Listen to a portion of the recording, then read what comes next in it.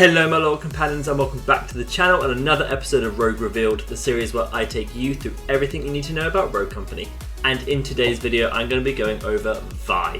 This is currently the last rogue on my list of guides, and after that I'm going to be dropping a tier list for you tomorrow, so make sure you stay tuned, subscribe to the channel so you don't miss out on that. But for now, let's get into the video.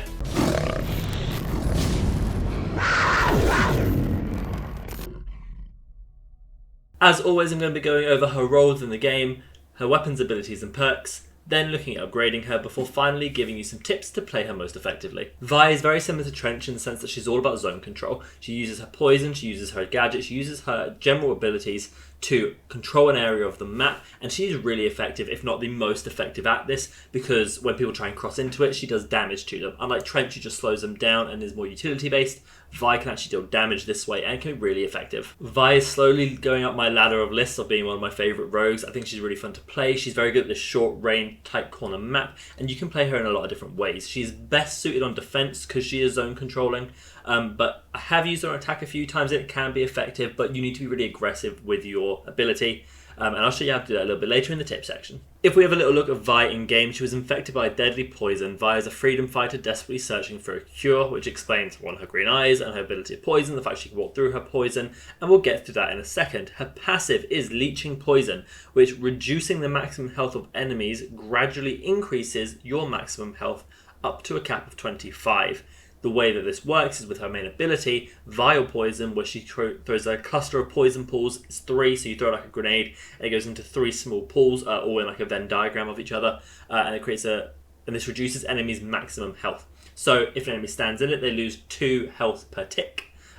Ticks tend to be quite quick as well, and this actually reduces their maximum health. So if they're on 100 health, if they stand in it for say 5 seconds, they may be down to 80 health, and that health then goes to you, up to a cap of 25. So what this means is if the enemy loses 20 health, you will have 120 health as your kit, and that's regenerable.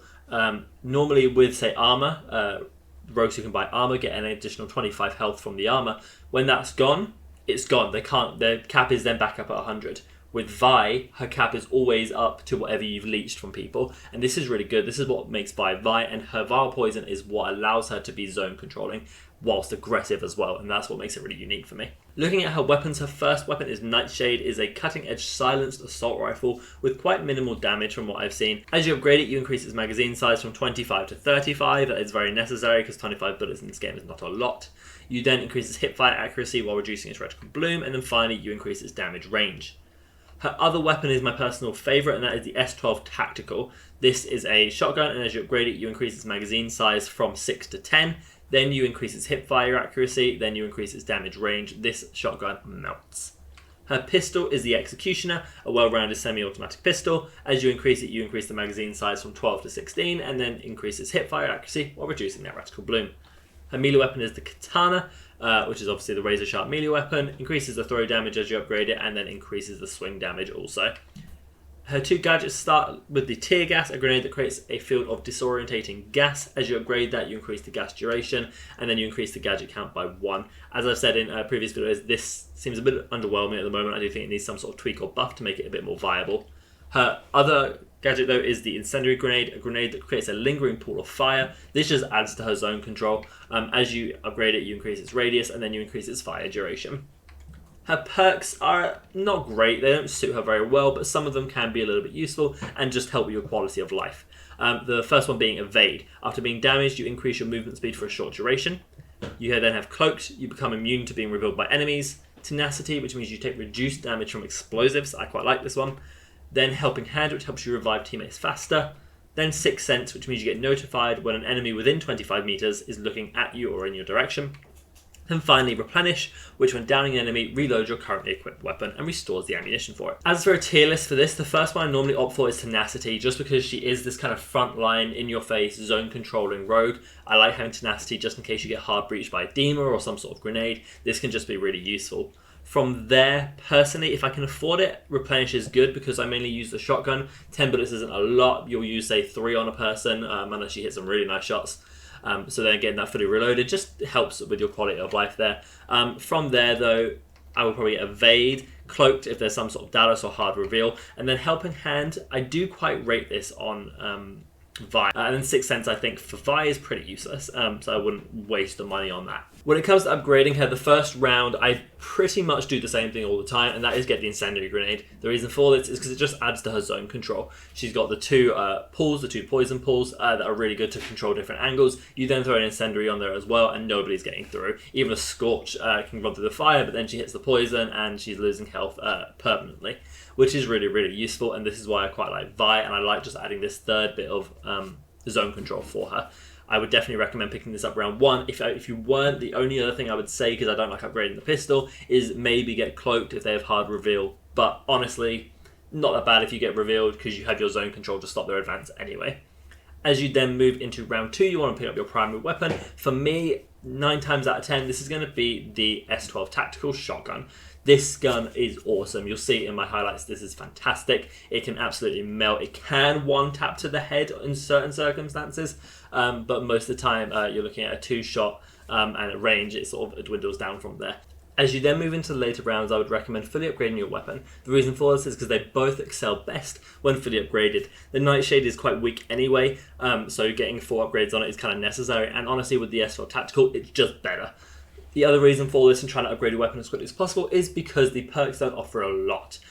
Really the only ones you need are Tenacity, Helping Hands, Evade, Cloaked if there's a Dallas, and then maybe Replenish. I know that's basically all of them, but they're sort of mixed match. You don't really need any of them. Tenacity I would say is a must, but the other ones are just quality of life changes that may be useful depending on the map circumstances. You really want to be focused on getting your weapon upgraded, and then honestly, put upgrades into your Incendiary Grenade. More zone control, more damage, it's just better, so I would definitely recommend that. My first tip for you when playing Vi is to remember that you can leech life off downed enemies. This tends to be the easiest way to get your additional 25 health while thirsting a kill. If you do down that enemy, you just throw down the poison onto them, get your additional 25 health from leeching their life, and it will probably thirst them unless they can crawl all the way out. It may not be the most effective way of using your poison, but to just get an extra bit of health and also stop someone reviving that enemy because there's a poison pool on it, it can be quite effective for you, so I would definitely look at it, depending on the circumstances. My next tip for you on Vi is to play your corners.